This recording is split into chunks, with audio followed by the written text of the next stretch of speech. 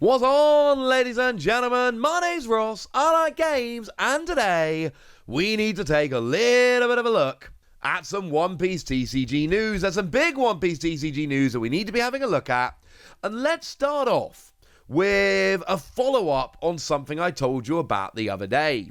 You see, the other day I told you about Kabaji and Moby Dick, and I told you that they were previously banned, and that basically everything else was officially taken off the banned and restricted list. So those two were banned, but everything else was good. Everything else was fair game. And then the website updated to show that they were restricted. And I told you that this was almost certainly a typo, but it was still news that I had to bring you. We had to talk about it. It was out there. It was on the official site. We needed to discuss this. It was very important. But I was extremely clear in that video that as far as I was concerned, this was almost certainly a typo, and I promised that when we had an update on it, I would share that update with you. Well, we have an update on it, so I'm here to share that update with you. What has happened is that, as expected, it has been confirmed that those two cards are banned, and those cards are not restricted. Now, I've said this a couple of times, but I'm going to say it again. I still think it's pretty weird that Kabaji is still banned. I don't get it. And I don't know, maybe there are other people out there who have tested Nami more than I have, and they see something I don't see. But, and don't get me wrong, I know Kabaji is a very good card in a Nami deck, which aims to self-mill until you lose. If you played Emoji, if it's in play, you draw two cards and trash one. And I know that we got cards around that can allow you to replay it. I get all of this. I understand how the card works. I just don't see it as good enough to warrant being banned. Now, Moby Dick, oh my word, yes, I get Moby Dick being banned. I hope Moby Dick is never unbanned, because it's a stage, so you only ever need one in play, and you can search it out with Izzo, which is actually a really big deal, because it means that you can find it so much more easily. So yes, if it was restricted, it's banned, let's be clear, but if it was restricted, you could still try and search it with Izzo, which would make it much easier to get into play, and you would only ever need one because it's a stage, and it boosts all of your Whitebeard pirates. I mean, goodness me. Just, yeah. Redonkulous, ladies and gentlemen. All your characters of the Whitebeard pirates gain 2,000 power. It's redonk. So they are banned. That is official. And I told you that was almost certainly the case. I told you it was probably a typo on the website. But like I say, when the news comes out, we have to cover it. The tweet that they sent out goes a little something like this. Hello, One Piece Pirates. On our website's banned/restricted card edition notice, these two cards are currently listed as restricted, but are in fact still banned cards. And it's Moby Dick and Kabaji. Our sincere apologies for the confusion. This is an error which we're in the process of correcting. Thank you for your understanding. And look, we've all done this. We've all made silly mistakes at our job. We've all done this. There are plenty of videos out there where I've said silly things, so it happens. But look, this is something I want to give Bandai credit for, because they've actually been doing this a lot since One Piece came out. They've been awesome at communication. This is the kind of thing where they could have just quietly updated the website and pretended nothing happened. They've actually gone out of their way to make sure that we know about this and to inform us, and actually that's awesome, and I love it, and I'm a huge fan. And yeah, shout out to Bandai for the communication. This is awesome. Something else that is awesome is the Memorial Collection. I am so unbelievably hyped for EB-01, the Memorial Collection, Extra Booster 01. It looks awesome. We saw the reveal on the official website in Japan, which was amazing, and we got the booster pack artwork, we got a release date and all of that. It was brilliant. And then we also saw that they went and revealed the 3 leaders of the set, and there are only 3 leaders in the set, so to be clear, that's it. We have the 3 leaders, they are the only leaders in the set. They really dropped them all like super duper quickly. Not 100% sure why they dropped them so quickly, but not arguing, because you know what? It's pretty gosh darn cool. So obviously the leaders, we've got Kiros there, we've got Hannibal, and we've got Kozuki Oden. And I kind of like them, honestly. I really want Kiros to be good. I love it. In terms of regular leader art, Not your special art or all of that. In terms of regular leader art, I'm pretty sure Kyros is my favourite regular leader art.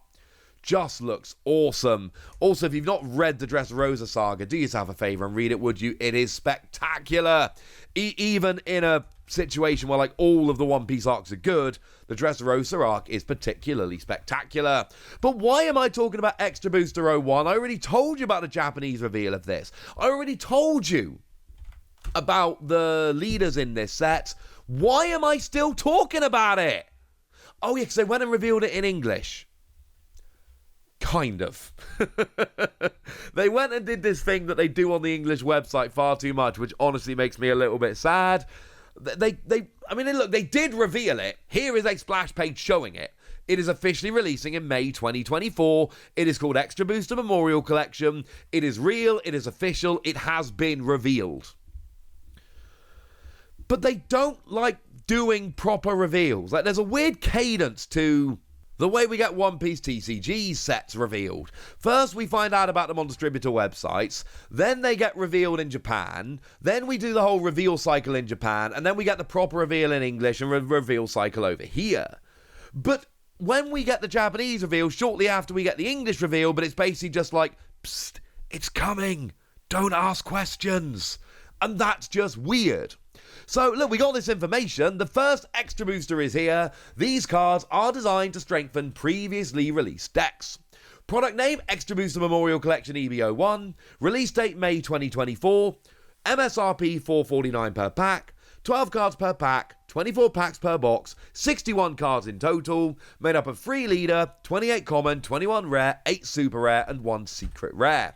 Now, we don't know what the deal is with pull rates, etc. for this, because we've not seen this before. This is different. There's no uncommon cards. There's a lot of rares. And then we're only missing 2 super rares. There's usually 10 per set. But the set is like half the size. So we're down 50% in terms of cards, but 20% in terms of super rares. So are the super rares just harder to find, or is the pull rate for them increased? We don't know. So we'll have to wait and see. Like I say, we know all 3 of the leaders, which is awesome, but there's just a lot of information here that we just plain don't have. But one of the things I want to bring your attention to here, and I do think this is important, and it kind of fits what we've already seen. Designed to strengthen previously released decks. This is the blurb for the set, right? What they could be saying is, hey, look, there's fancy artwork. Hey, we're bringing in new characters, etc. This is like the opportunity to tell you the one thing they want to say about the set. And this is like the one thing that's important about the English reveal here. This is their chance to tell us one thing about the set.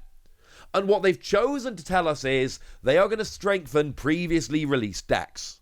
This is the one thing they chose to tell us. And I think that kind of tells us what we need to know. Now, I'm also going to tell you something else, which I think is pretty important here, okay? And I've told this many times before, I'm going to tell you again. We're pretty sure the release date is actually the 3rd of May. We think we can do better. We think it's the 3rd of May. And the reason we think it's the 3rd of May is because that's what we are told on distributor websites. And that's what they've been told by Bandai. But I've explained this before, and let me try it one more time nice and quickly. This is a date that Bandai gives distributors and distributors give to stores to work on. And most of the time it is correct, and this is absolutely the goal, the proposed date. It is not official until it goes up on the official website, and that is because things can change. And they don't announce it on the official website until they're kind of ready and they're pretty sure it's not going to change. So yes, overwhelmingly likely to be the 3rd of May, but not officially the 3rd of May until it goes up on the official site. Until then, it's just May.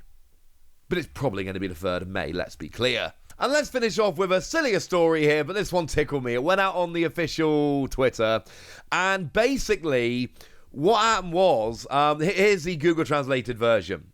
Ultimate Deck Three Brothers Bonds is listed in Jump Festa 2024 preliminary goods on page 262 of Weekly Shonen Jump issue 2, released on December the 11th.